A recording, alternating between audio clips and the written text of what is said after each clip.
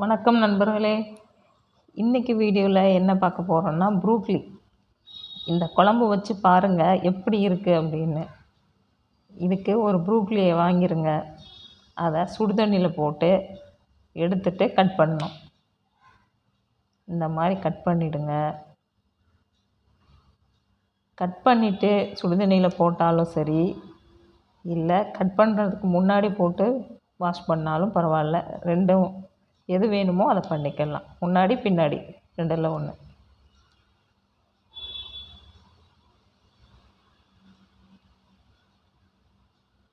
அவ்வளோதான், தண்ணி வடிஞ்சிருச்சு. இப்போ இதுக்கு என்னென்ன தேவை அப்படின்னா சீரகம், சோம்பு, வெங்காயம், பட்டை, கிராம்பு, ஏலக்காய், தக்காளி.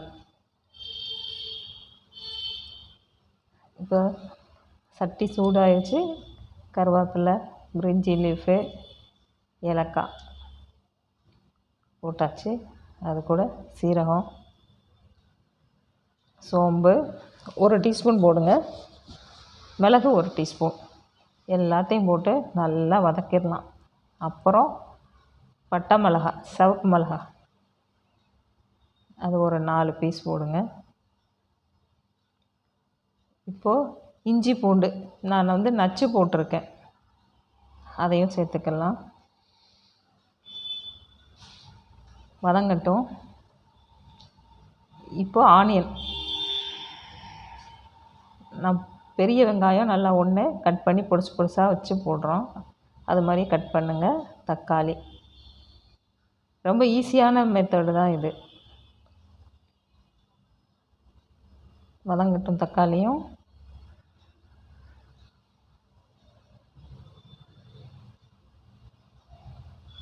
கொஞ்சமாக மஞ்சள் தூள், கொத்தமல்லி தூள் 1 டீஸ்பூன்,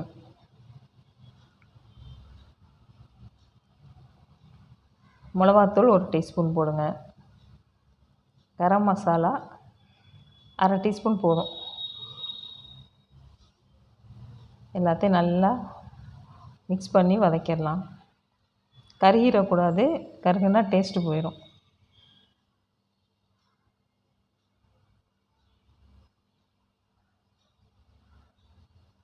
இப்போது நம்ம இந்த ப்ரூக்லியை அது கூட ஆட் பண்ணிடலாம்.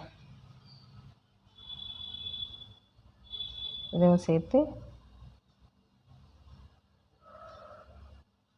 இப்போ தண்ணி ஊற்றிடுவோம்.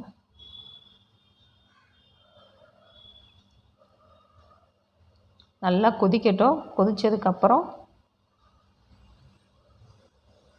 உப்பு சேர்த்துருவோம்.